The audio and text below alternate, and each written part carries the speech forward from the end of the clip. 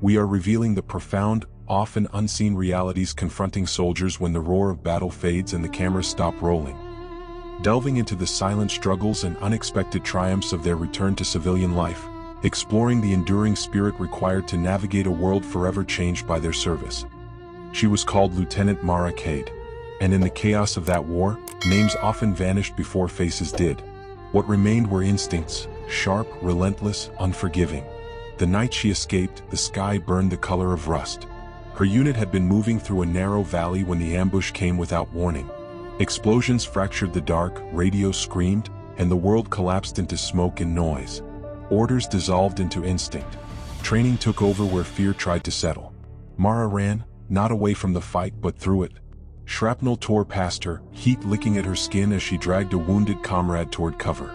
Somewhere behind her, the line broke.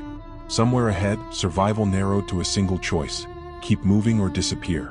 When the final blast threw her into the dirt, the world went silent. No gunfire. No voices.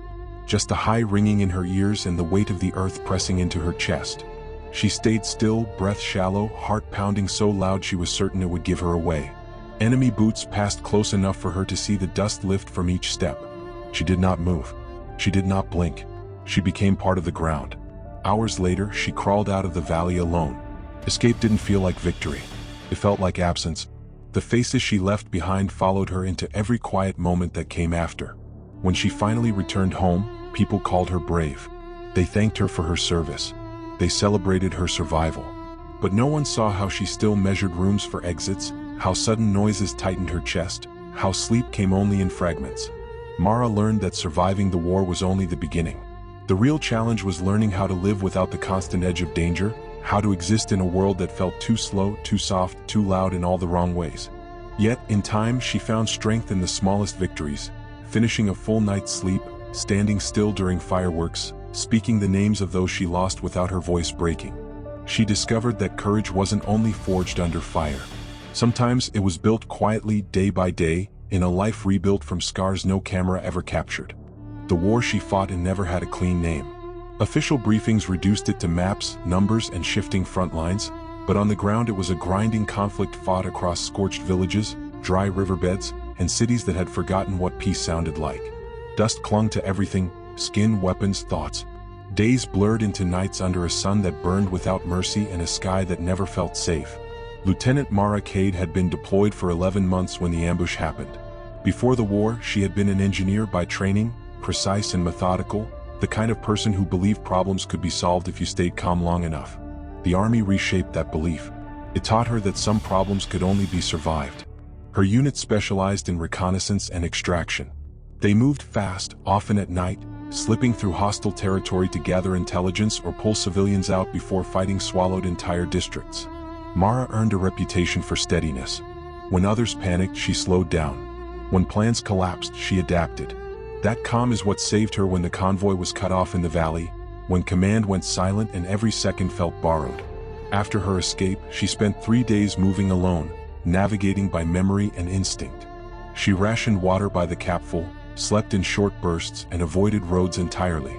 Once, she hid beneath the wreckage of a collapsed wall while armored vehicles passed so close she could smell the fuel. Another time, a local farmer silently pointed her toward an irrigation canal, risking his life without asking her name. These moments stayed with her longer than the firefight itself. Home was supposed to be the reward. Instead, it felt like a different battlefield. The silence was too open. Her childhood house, once familiar, felt fragile. Thin walls, unguarded windows, no perimeter to trust. Her mother watched her closely, noticing how Mara sat facing the door, how she startled at dropped plates, how she woke before dawn as if summoned by an invisible alarm. Work was harder. Civilian routines felt trivial compared to the urgency she had lived with. She struggled to explain the gap between who she had been and who she was now. Friends spoke in stories and future plans. Mara measured time in deployments and losses. She avoided crowds. She avoided questions. But slowly life pushed back. She began volunteering with other veterans, not as a hero, but as someone who understood silence. She found comfort in routine: morning runs, repairing old machinery, fixing things that could be made whole again. On some evenings, she wrote letters she never sent, grounding herself by naming what she remembered instead of running from it. The war took years from her life, but it also revealed something unbreakable. Not fearlessness, she had plenty of fear, but endurance, the ability to keep going when the path forward was unclear. Mara's story was never broadcast. No cameras followed her home. No headlines marked her return. Yet in the quiet rebuilding of her life, in the steady reclaiming of ordinary moments, her victory continued, long after the last shot was fired. The war did not begin with a declaration. It crept in slowly, settling over the land like a permanent storm. Villages emptied. Roads cracked under the weight of armor. The sky became something to watch, not admire. For those sent into it, the conflict was measured not in victories but in days survived.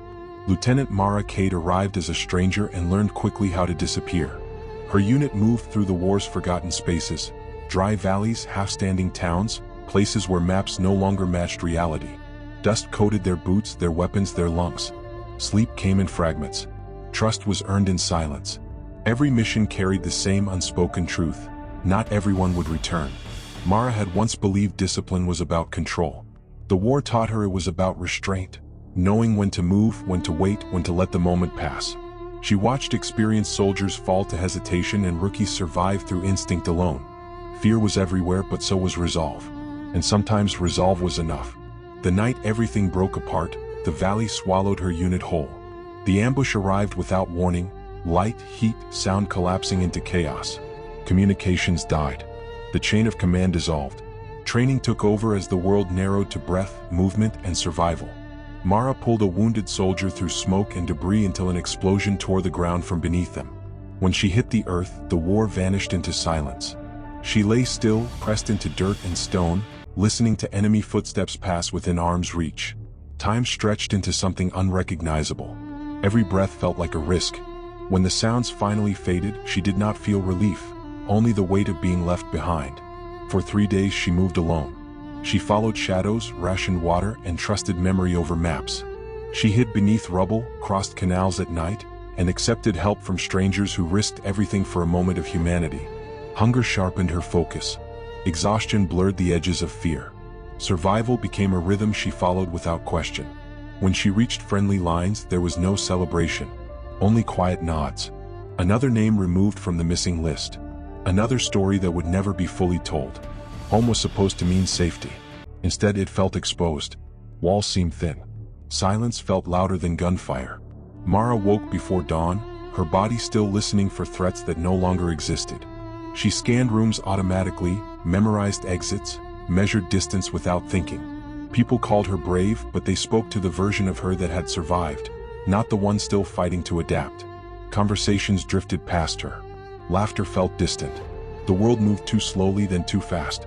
She struggled to explain what had changed because the change had no clear shape. It lived in reflexes, in dreams, in the pause before every ordinary decision. Healing did not arrive all at once. It came in fragments. A morning run that cleared her thoughts.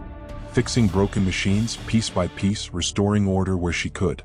Sitting with other veterans who understood silence better than words. Saying names out loud and letting them exist without apology.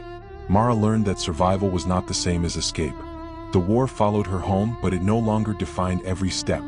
Strength revealed itself in quiet ways, in patience, in routine, in the courage to remain present. No cameras recorded this part. No medals marked the progress. But in the steady rebuilding of her life, in choosing to move forward despite what remained behind, she found a different kind of victory. When the battle ends and the world moves on, some stories continue unseen. This is one of them. Drop your comments, like and subscribe for more stories like this.